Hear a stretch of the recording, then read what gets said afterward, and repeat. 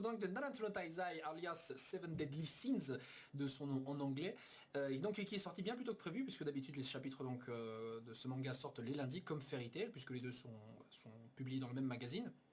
La raison de cette publication soudaine est inconnue, il n'y a pas vraiment de raison, il est possible que ce soit une question d'horaire en fait, histoire que ça cale mieux avec les parutions suivantes, vu qu'il y a peut-être des vacances ou des congés qui empêchent justement la sortie de tel ou tel chapitre. Néanmoins donc on a le chapitre ce samedi et c'est une bonne chose. Donc dans ce chapitre qui justement est bien plus court que d'habitude puisqu'il est de 14 pages environ, 14-15 pages alors que d'habitude il doit être d'une vingtaine au maximum. Eh bien nous avons principalement donc le combat entre Dreyfus et Hendrickson, mais également Zaratras donc qui s'incruste un peu. Donc le chapitre de la semaine passée, donc on s'est arrêté avec Merlin donc qui avait enfermé Greyroad dans une fiole pour qu'elle puisse l'étudier. Mais là donc Dreyfus, sentant un peu que pour lui son cul allait se faire défoncer, bah, il s'enfuit en laissant derrière lui donc des tas de gravats histoire de laisser les autres un peu occupés par les petits rochers. C'est sans évidemment compter Merlin qui dans ce chapitre en fait n'a pas du tout agi. Bon, j'imagine qu'elle était tellement intéressée par Greyroad qu'elle n'a pas jugé utile de poursuivre donc Dreyfus alias évidemment Frodin, c'est vrai.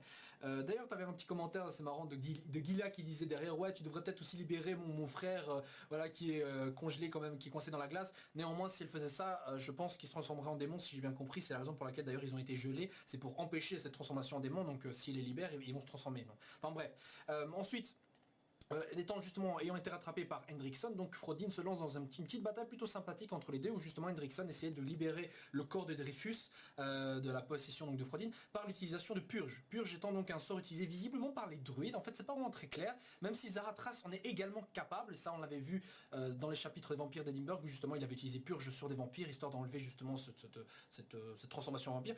Donc c'est ce que fait Hendrickson, et en fait la Purge est très efficace contre les démons quand on regarde justement la Purge qui a été utilisée en partie justement contre les démons, les autres 10 commandements, ça les avait blessés sans forcément les purifier, tu vois, vu qu'ils sont démons, purs démons de base. Donc vu que Dreyfus a un démon à l'intérieur de lui, la purge justement, logiquement, aurait effectivement chassé le Frodin de son corps. Mais en fait, c'est pas assez efficace vu que les esprits des 10 commandements, enfin en tout cas leur âme, peu importe ce que c'est, est bien plus efficace, et bien plus grand, bien plus terrible, bien plus puissant qu'un démon classique. Donc la purge, évidemment, n'est pas utile dans ce cas-ci. Alors vous demandez certainement pourquoi est-ce que peut-être Nakaba Suzuki utilise Hendrickson dans son histoire à ce moment-là. Pourquoi pas donner Frodin à un autre Taizai ou éventuellement Gozer, tu vois. Ça aurait fait Merlin Gozer contre Frodin Greyroad, tu vois, deux Taizai qui sont souvent ensemble contre deux commandements. Bon après, effectivement, j'avais dit que Frodin, des personnages qui pouvaient le vaincre, il y avait Gozer, mais effectivement on ne le voit pas ici. Il est porté disparu, on ne sait pas où exactement, comme justement Gloxinia, Dolor, Diane et King.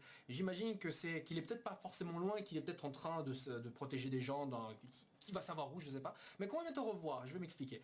Donc durant le combat, donc ils sont rejoints comme je l'ai dit par Zaratras qui utilise la même technique que son fils. En fait je sais pas pourquoi, c'est vrai que je m'attendais pas à ce que Zaratras utilise des attaques de foudre, je m'attendais à ce qu'il utilise d'autres techniques je sais pas, de druide, enfin je sais pas, n'importe quoi, mais pas de la foudre en fait. Mais ça semble logique vu que voilà, c'est le père de Gil Hunter, voilà, mais bon, pour Gil Thunder, ça semblait logique vu que déjà le mec s'appelle Gil Hunter, Gil Thunder. Zaratras, voilà, tu vois, encore si Zaratras se serait appelé, je sais pas, King Thunder ou Emperor Thunder ou God Thunder, là j'aurais fait, ah bah logiquement lui aussi utilise la foudre. Néanmoins, donc il utilise cette technique bien mieux que son fils, dans une page d'ailleurs magistrale comme ça, tu vois bien la puissance titanesque de l'attaque de Zaratras qui tombe, et donc les deux s'allient pour échanger des coups donc à Frodin qui franchement se débrouille pas mal en 2 vs 1 justement. Mais le truc que j'ai pas vraiment apprécié, c'est le fait de savoir qu'à la base, Frodin a une puissance de combat de 31 000. Et c'est le fanbook. Et oui, j'ai fait la vidéo, elle va sortir demain, vous inquiétez pas. Frodin a une puissance de combat de 31 000. Enfin, une puissance totale, hein, pas juste force physique, mais de 31 000. Dreyfus, je sais pas c'est combien exactement, mais c'était certainement moins que Zaratras, qui lui-même était à 2800, 2900 je crois. Je sais plus exactement combien. Néanmoins, donc ça a diminué. Voire 3000 en fait, je crois que Zaratras c'était. Enfin, peu importe, mais en tout cas, techniquement, Zaratras et Hendrickson ensemble, même si Hendrickson est devenu un peu plus fort qu'avant, aucun des deux ne devrait être capable justement de rivaliser avec Frodin. Frodin 31 000 quoi. C'est plus que Galan qui était à 26 000 et lui il a pas hésité à botter le cul de Meliodas, de Diane, voilà. Et même de Merlin, et encore Merlin n'a même pas eu le temps de faire quoi que ce soit, mais voilà, donc c'était assez rapide, et Galan a réussi à tous les buter, quoi. À tous les buter. Alors que là, Hendrickson et justement Zaratras sont bien plus faibles que l'ancien Meliodas, que Diane, etc. Et pourtant, on voit bien que Frodin, visiblement, n'arrive pas à s'en défaire. Et je trouvais ça un peu bizarre. Maintenant, on pourrait logiquement dire, ouais, mais attends, la puissance de Frodin est à 31 000, mais comme il est dans le corps de Dreyfus, peut-être que sa force est bien moins importante. Et si c'est le cas, bah alors Frodin n'est pas vraiment un gros danger à ce stade-ci de l'histoire. Le seul danger qui peut émaner de Frodin vient de son commandement. Mais jusqu'à présent, il n'a même pas fait un seul commentaire par rapport à ça, si ce n'est que c'était le commandement de l'altruisme, un truc comme ça. C'était en gros l'ancien commandement que possédait justement Gosser. Et en fait, dans le fanbook, entre guillemets, je crois qu'il était marqué qu'un de ses buts, un de ses rêves était de faire revivre, entre guillemets, Gosser. Et le fait est que pour faire cela, il faudrait que Frodin meure. Dans le sens où, si je me souviens bien, si Frodin meurt, je sais plus, je crois que ça a été dit, si Frodin meurt, son commandement en fait techniquement revient à Gosser, c'est-à-dire que le commandement qui a été attribué à Frodin et qui avait été en gros enlevé de Gosser, bah revient à lui. Et si je me souviens bien, c'est un commandement donc qui a pour conséquence que quelqu'un perd la notion de soi-même, sentiment, mémoire, etc. Donc je crois que la raison pour laquelle le commandement est activé, je crois que c'était par rapport au 9e commandement dans les disques qui se trouvait justement, enfin qu'on connaît quoi dans la Bible, etc. C'était quelque chose par rapport au fait de ne rien désirer, de rien vouloir choper chez les autres, enfin voler, je sais pas quoi. Enfin, un truc par rapport à ça, je sais plus c'était lequel, je crois que c'était le 9e. Faudrait que quelqu'un vérifie. Néanmoins, je pense qu'à la fin du combat, il y a le retour de Gosser en mode démon qui viendra. Bon, je dis pas qu'il va passer en mode méchant, tu vois, mais qu'il y aura une évolution par rapport à ce personnage-là, parce que depuis un moment, il cherche un cœur, et je pense qu'il en avait pas forcément... Il en avait un, tu vois, il avait des sentiments et des trucs comme ça, à mon avis, dans le passé. Si on se rappelle dans le flashback où Meliodas était encore méchant, et chez les démons, on avait entrevu vite fait Gosser sur le côté, et il était en train de sourire. Et Gosser, en général, tu le vois pas sourire. Tu le vois jamais sourire. Quand il sourit, c'est parce qu'il imite quelque chose ou quelqu'un, et encore, tu vois, c'est vraiment très rare. Et là, il sourit limite à Meliodas, genre de manière plus naturelle, je trouvais. Donc j'ai l'impression qu'avant, là, il avait des sentiments, mais il les a perdus après avoir subi son propre commandement. Et j'imagine que à cela, si on ajoute le fait que Merlin était peut-être aussi quelque part proche des démons à l'époque, eh bien Meliodas, Gosser et Merlin ont réussi à s'enfuir ou se sont successivement séparés donc des démons peu à peu donc par la suite et ont finalement rejoint tous donc les Taizai. C'est pas pour rien d'ailleurs que c'est eux les derniers qui entrent dans l'histoire avec Escanor qui a selon moi un très grand rapport avec les déesses, mais ça on verra j'imagine dans le futur.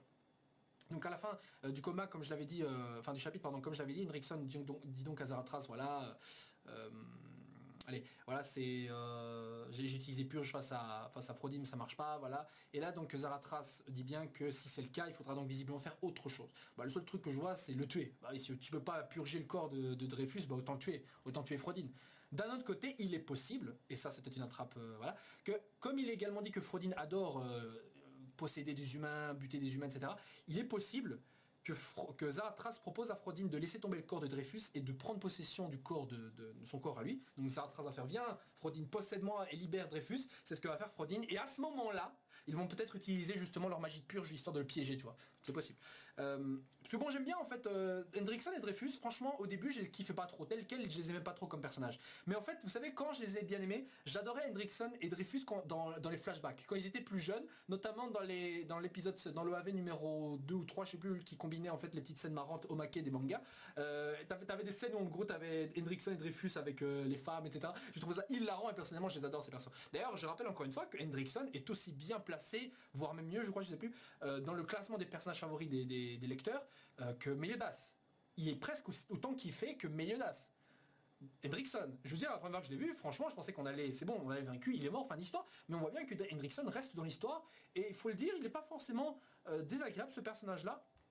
Donc je comprends pourquoi l'auteur le garde encore dans l'histoire. D'ailleurs, il faut dire que, effectivement, c'est un personnage qui a quand même beaucoup changé. Hein. Je veux dire, quand on le regarde bien, avant il avait l'air bien plus joyeux, et il est visiblement revenu comme il était, c'est-à-dire de ce côté un peu plus sympathique. Bon, c'est normal vu qu'il est plus vraiment possédé.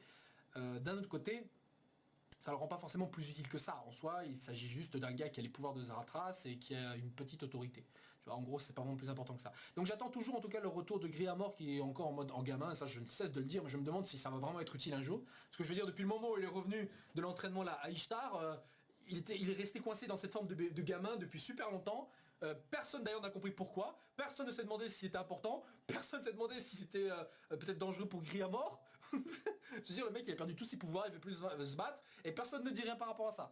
Donc bon, peu importe, Griamor, donc le fils de Dreyfus, hein, pour ceux qui avaient oublié, doit traîner quelque part par là, peut-être qu'il aura un rôle important à jouer, il va se retrouver avec son père quand Frodin aura été purifié, je ne sais pas. Donc on verra ça bientôt. Voilà les gens, on se retrouve donc demain pour les autres vidéos de Taizai qui vont enfin sortir, parce que là évidemment ça traînait un peu. Voilà les gens, je vous souhaite donc une agréable soirée, une agréable journée aussi si vous voyez la vidéo demain, et que dire si ce n'est que donnez-moi votre avis voilà, sur ce chapitre-ci. Voilà, ciao ciao, et à la semaine prochaine, ou à lundi.